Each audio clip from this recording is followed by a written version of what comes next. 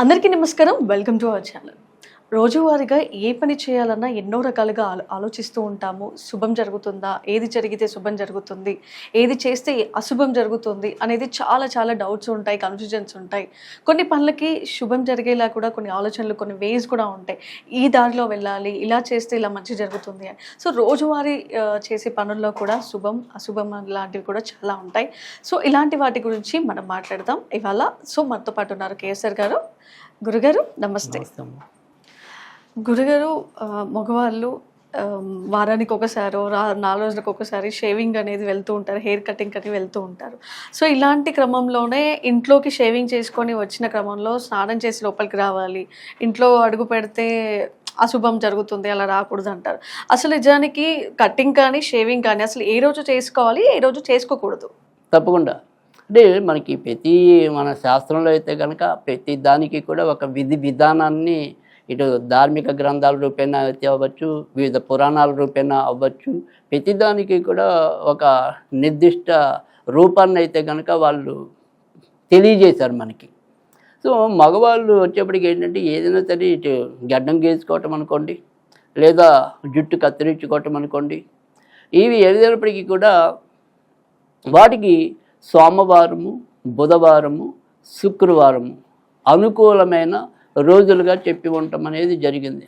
అయితే ఆదివారం ఏవైతే చేయకూడదో ఆ పనులన్నింటినీ కూడా ఇవాళ మనకి ఆదివారమే ఎక్కువగా సెలవు ఉండే దినం అవటం వల్ల ప్రతి ఒక్కళ్ళం కూడా ఆదివారం నాడే ఇటువంటి తప్పులన్నీ కూడా చేయటం అనేది జరుగుతుంది.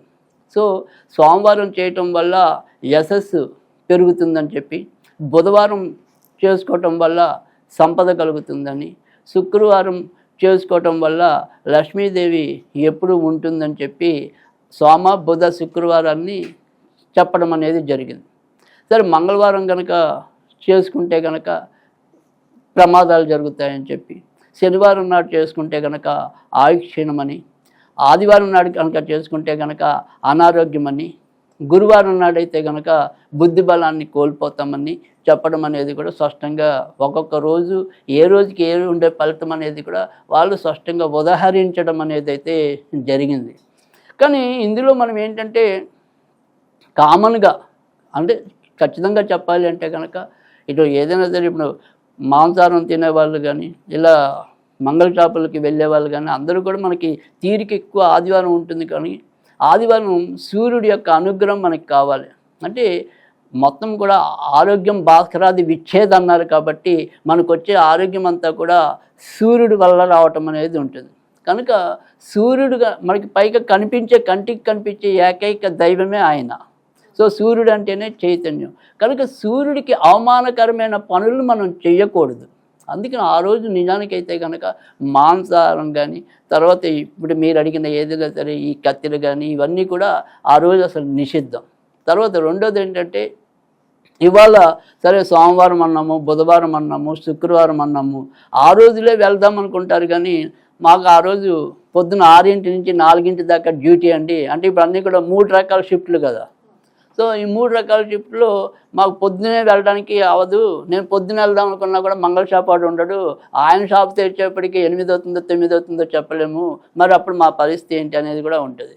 సో నిజానికైతే కనుక మరి అలాంటివి మనం దృష్టిలో పెట్టినప్పుడు శాస్త్రాన్ని ఉల్లంఘించినట్ట, మరి తప్పనిసరి వాళ్ళు చేస్తున్నట్ట. ఎందుకంటే శాస్త్రం ఏం చెప్తుంది, మిట్ట మధ్యాహ్నం 12 దాటాక వెళ్ళకూడదని చెప్తుంది.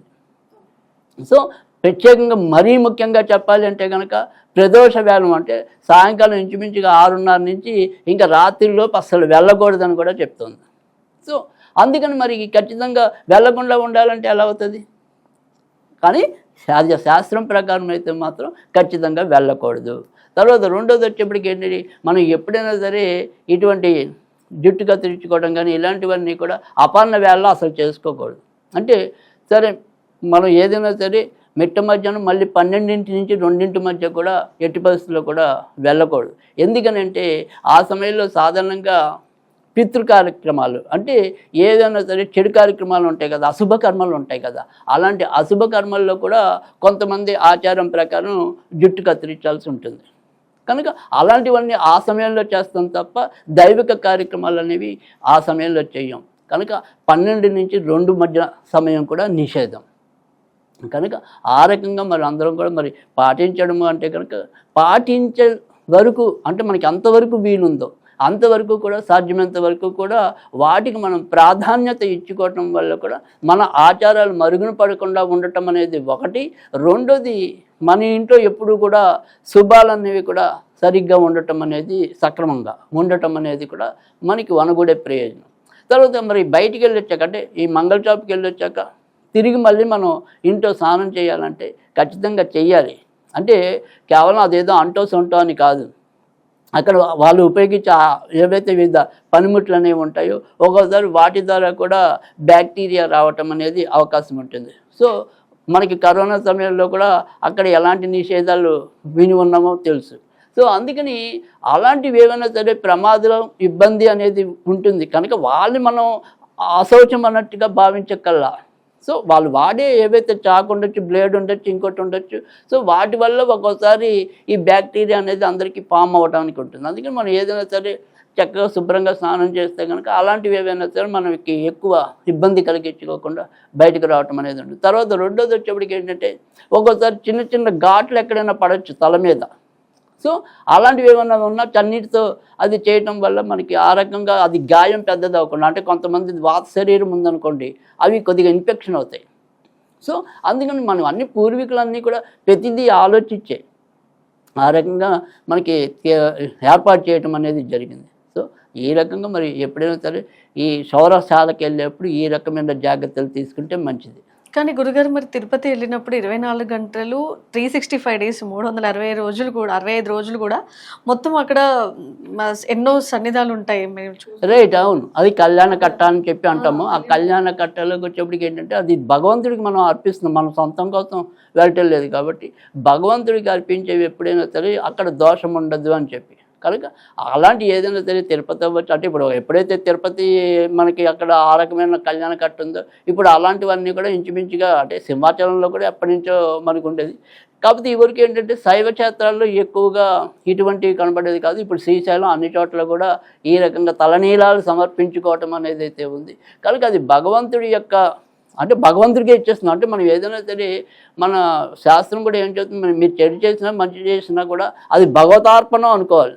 అంటే ఇప్పుడు మీరు సమయం దాటిపోయి అక్కడ వెళ్ళారు జుట్టు తలనీలాలు ఇవ్వడానికి, అయినా ఇది వెంకటేశ్వర అర్పణం అనుకున్న మనసులో ఆ రకంగా ఆయనకి చెయ్యాలి.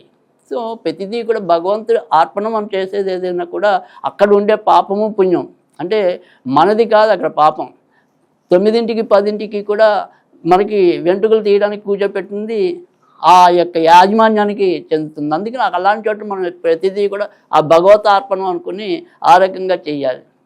అక్కడ వారం అనేది కూడా ఏమి ఉండదు. ఆదివారం, సోమవారం, మంగళవారం, శుక్రవారం ప్రతిదీ బుధ, గురు అదేగా. అందుకని మనం అక్కడ ఏది చేసినా కూడా అందుకే నేను అంటున్నా భగవతార్పణం అనుకుని మనం సర్ది చెప్పుకుని కూర్చోవాలి. కనుక అక్కడ అప్పుడు పాపపుణ్య విచారణ అంతా కూడా ఇంకా వెంకటేశ్వర స్వామి చేతిలో లేదా మనం ఆరాధించి ఎక్కడ వెళ్ళి మీరు తలనీలాలు ఇస్తున్నారో ఆ స్వామి చేతిలో ఉంటుంది. అంటే దేవుడు సన్నిధిలో చేస్తున్నాం కాబట్టి ఏదైనా దేవుడే చూసుకుంటాడంటారు. అంతేగా ఖచ్చితంగా దేవుడికే వదిలేయాలి అక్కడ ఉండే ఏదైనప్పటికీ కూడా. అంటే ఇప్పుడు మనం ఏదైనా యాత్రలకు వెళ్ళినప్పుడు ఒకరోజే ఉండగలుగుతాం, ఒక గంటే ఉండగలుగుతాం. ఆ గంటలో ఈ పనులన్నీ కూడా అవ్వాలి. సో అందుకని ఖచ్చితంగా అక్కడ భగవతార్పణం అనుకుని ఆ రకమైన పనులు చేయటమే. సో చూసారు కదా రోజువారీగా చేసే శుభాలు అశుభాల గురించి. మంచి జరిగిన మంచి చేసే దాంట్లో కూడా ఎన్నో తీరులు ఉంటాయి. సో రోజువారీగా చేసే పనుల్లో మంచి ఏది చెడు ఏది ఏ రోజు ఎలా చేయాలనేది చాలా చక్కగా చెప్పారు కేసీఆర్ గారు. మరో ఎపిసోడ్లో మళ్ళీ కలుసుకుందాం. అంతవరకు సెలవు.